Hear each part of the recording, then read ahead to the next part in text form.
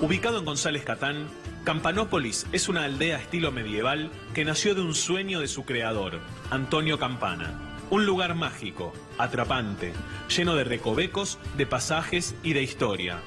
Oscar Campana, hijo de Antonio, cuenta la historia de un lugar en el que soñar no solo está permitido, sino que es obligatorio. Oscar. Diego, bienvenido, ¿cómo estás? ¿Todo bien? Bien, ¿y vos? Bien, muy bien. Campanópolis. ¿Qué es Campanópolis? Campanópolis, una aldea medieval realizada íntegramente con elementos reciclados que fueron obtenidos en su gran parte de la ciudad de Buenos Aires, de demoliciones, desarmes y demás. La historia dice que los barcos en su gran mayoría venían cargados con estos elementos, ya que viajaban hacia Europa con cantidad de granos en las épocas de gloria de este país y para no volver vacíos venían con puentes, cúpulas.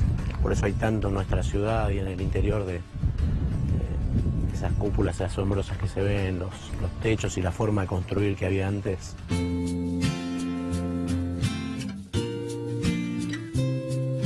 ¿Cómo nació esto, esta historia de Campanópolis? Una ciudad medieval cerca de la ciudad de Buenos Aires. Una ciudad con estilo medieval.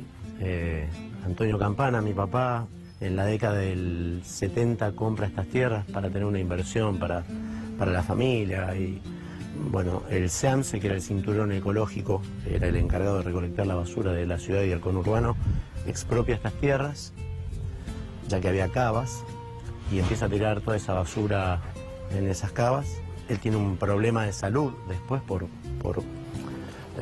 cáncer más precisamente. El tema del cáncer le hizo dar un vuelco muy fuerte a su vida y decide, en realidad no sabemos por qué, no tuvo un porqué, pero decide empezar en estas tierras a limpiarlas. Justo coincide que el SEAMSE, ya te digo, le devuelve las tierras contaminadas.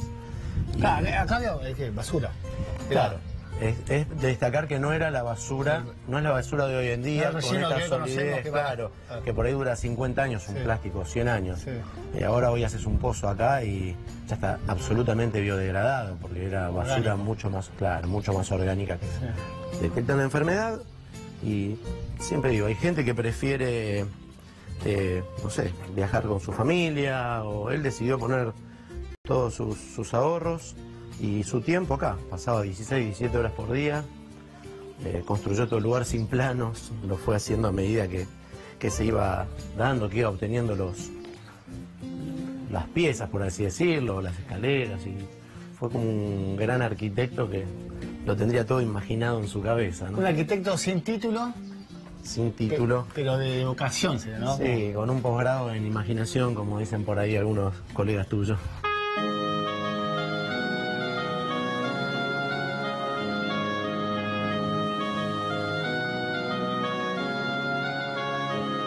¿Por qué él lo pensó con estilo medieval?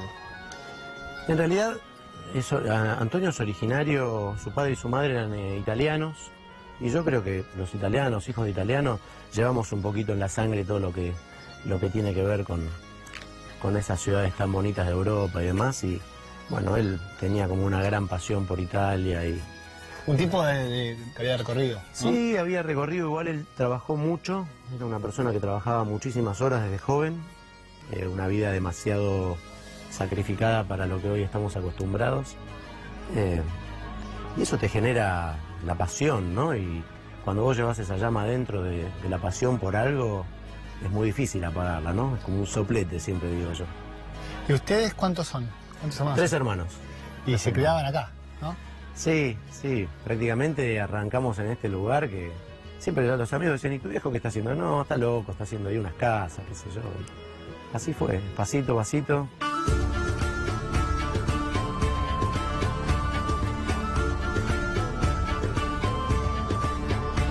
Y la gente, sus amigos, sus relaciones, ¿qué le decían cuando él le comentaba que quería hacer esto en González Catán? Bueno, Antonio era un personaje, así que nada, nunca nadie preguntó, o sea, todo el mundo le preguntaba para qué lo hacía y él siempre te distraía y te decía, vení, mirá la puerta nueva que puse ahí, una ventana. Como que te iba llevando. Te va llevando y nunca te decía el porqué, pero seguramente cuando te detectan una enfermedad de ese calibre y más en esos años, porque hoy en día probablemente, si Dios te lo permite, tenés más medios para curarla, ¿no? Hace 30 años era mucho más complejo. La cabeza a cada uno se le dispara, como digo yo, para un lado diferente, y él decidió poner toda su fuerza, su energía, su tiempo en este lugar. Y hablando del tiempo, él cuando detecta la enfermedad, ¿qué le dicen con esto? Bueno, el cáncer, el primero fue de amígdalas, después lo operaron 3 veces más de intestinos, cada 3 años tenía algún episodio, siempre se presentaron en forma muy milagrosa la forma de poder curarse. Él lo primero le pregunta al médico, doctor, ¿estoy curado? Y le dice, mire, Campana, tiene que esperar. Y en ese esperar es como que le quiso ganar el tiempo, ¿no? Y ahí fue cuando empezó, como te mencionaba anteriormente, a meter su energía, a estar ocupado, tener la cabeza ocupada, y probablemente eligió este lugar para poder hacerlo. El resultado lo tenés acá a la vista, ¿no? Te deja Campanópolis como un doble mensaje de querer es poder. Como todo, para lograr esto primero tuvo que trabajar para poder conseguir los medios. A veces con las ganas nada más no alcanza, tenés que ir, son 2 o 3 caminos paralelos que hay que ir.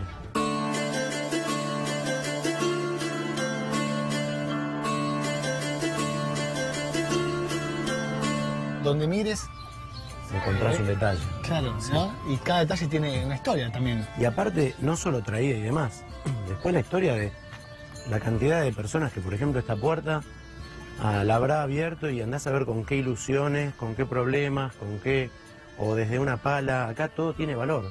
¿Quién pasó por esas puertas antes que esté acá? Por ejemplo, ¿quién pisó estos adoquines? O si uno empieza a hilar fino, acá vas a ver, por ejemplo, las cumbreras son tolvas de silos puestas al revés. Andás a ver ese grano a dónde fue en alguna época, si uno analiza eso muy ¿Qué etapa del país, profundamente. o de dónde? Exacto. Estaba viendo ahí que en los postes de los faroles son como laterales de los pupitres, ¿no? De Sí, banco. son pupitres de banco de escuela antiguo. Qué chico, ¿no? Sí, ¿Cuántos sí, chicos se entraron en esos bancos? Sí. Y la cobertura de las lámparas son discos de arados. Acá se aprovechaba todo. Antonio iba a una demolición, cargaba lo que él compraba y después iba siempre último a cargar, y lo que nadie quería lo juntaba. Entonces, Es el reciclaje en estado total. puro. 1000% reciclaje, sí. ¿Es tu preferido? Por ejemplo, vos venís con alguien que no conoce y ¿qué le mostrás? No, todo el lugar, porque para nosotros cada parte, cada camino, cada sitio es una parte del corazón nuestro también, ¿no? Y mirá, qué casualidad, acá la naturaleza hace lo suyo. Por ejemplo, hay algunos que vienen y te dicen, está sucio el lugar, y yo siempre le digo a los chicos, las telas de araña, estos lugares no las limpen, porque no deja de ser un trabajo de las arañas, de hacer una reja en araña de una reja, ¿entendés? Todo es especial acá, la verdad que cada rinconcito. Pensá que cada árbol que está acá lo plantó el viejo, o sea...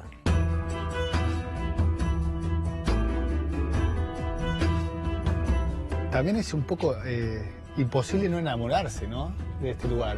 Y sí, te genera, por sobre todas las cosas, muchos recuerdos. Mucha gente que visita los museos ve piezas que a veces te pasa, vos te olvidás de un sifón, por así decir. De hoy en día, hace 10, 15 años, que ¿cuánto hace no se ve un sifón? ¿Entendés?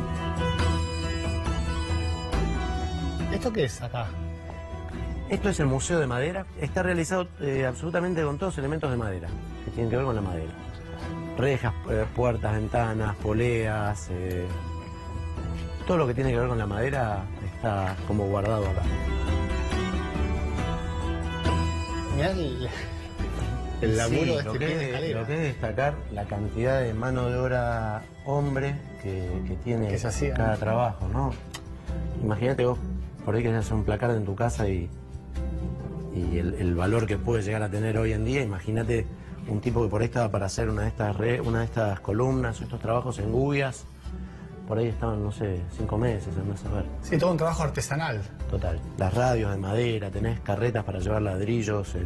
Y tenemos mucha gente que nos visita y que trae cosas, porque se enamora tanto del lugar y te dice, uy, yo en mi casa tengo una plancha, cuando pueda te la llevo, te la mando, y todo el tiempo estamos recibiendo presentes de la gente que en tu casa una antigüedad por ahí no cumple ninguna función y en este lugar termina como de cerrar un capítulo, por así decirlo, ¿no? Cada pieza, como te mencionaba, tiene su historia, sus detalles, su sola mano de obra, y un cariño también, por así decirlo, ¿no? De cada persona que lo ha logrado.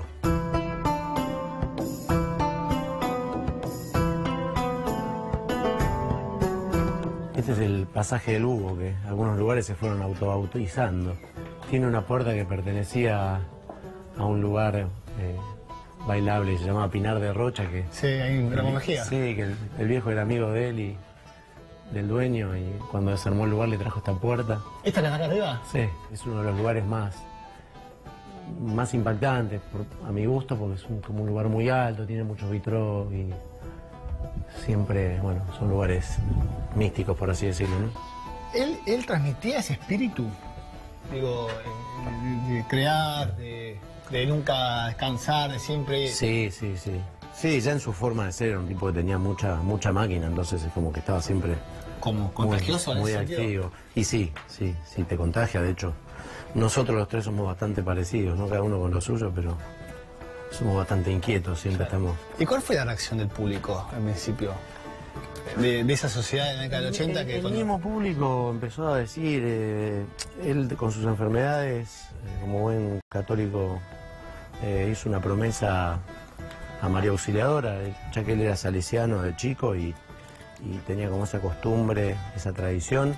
Entonces hizo una promesa, construyó una iglesia acá mismo, dentro de esas promesas para prolongar su vida.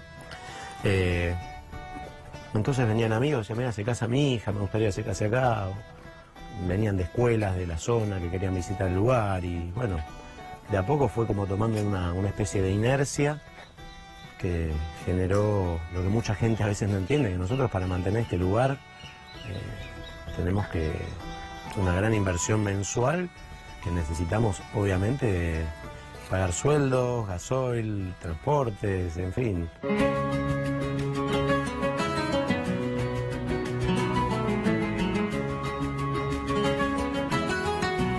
¿Y acá? ¿Esta zona?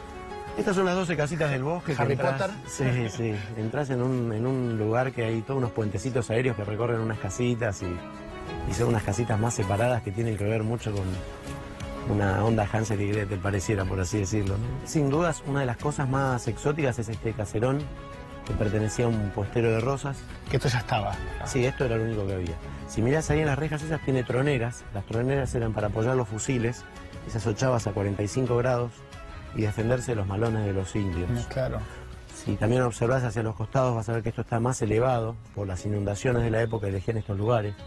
Seguramente eran para hacer materas, cambio de chasqui de correos y demás. Rosas era un caudillo en esta zona, dueño de todas estas tierras. Entonces hay muchos cascos que ya obviamente no están y este se conservó. Una posta para... Exacto, eran postas y también de los caseros y demás. Uno de los primeros desembarcos de Pedro de Mendoza se hizo acá, en la confluencia del río Matanza, Arroyo Morales. Eso está comprobado en el Congreso de la Historia de los Pueblos. O sea que tiene todo grado histórico también este lugar. Exacto.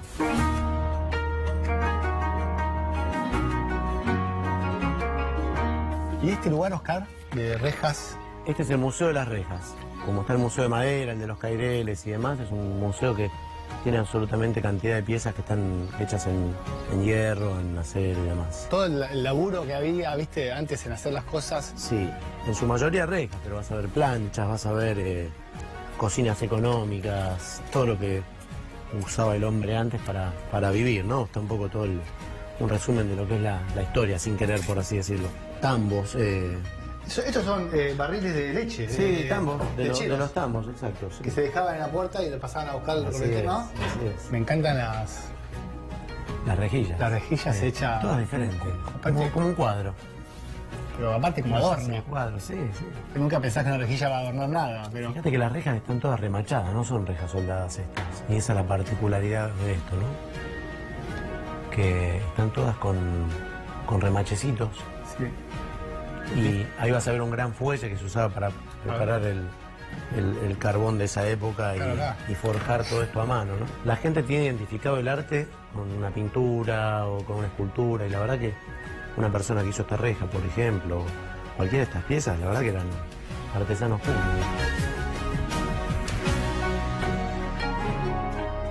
Acá están las planchas que decías hoy. Sí. Que la gente viene, diste el ejemplo justo de la plancha que te venía y te donaba. Tal cual. ollas, bueno, también como decíamos antes, sifones. Y acá tenés lo del techo, que acá nos sacamos las maderas para contener el cemento, ¿no? Y mira el techo, ¿qué son puertas? Sí, son puertas.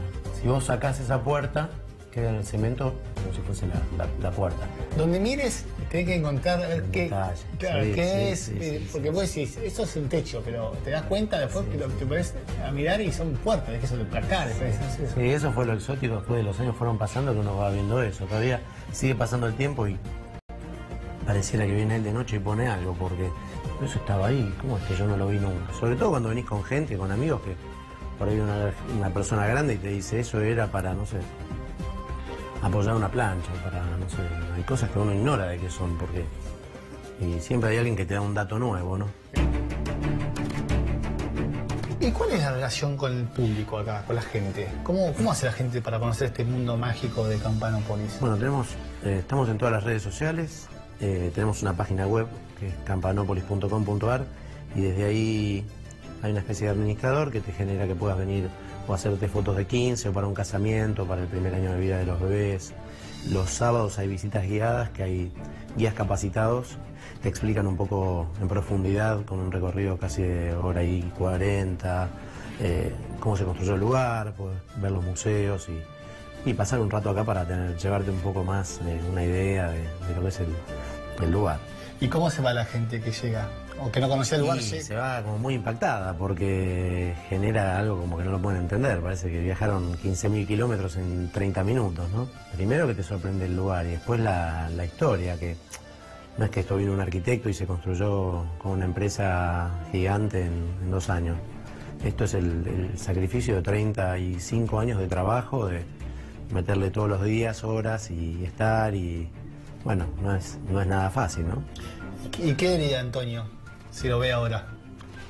No, estaría muy contento, porque a él siempre le gustaba, como todo artista, le gustaba que la gente vea su obra y eso también un poco lo abrimos al público en memoria de él para que mantenerlo presente, vivo y seguramente desde por ahí donde esté debe estar contento.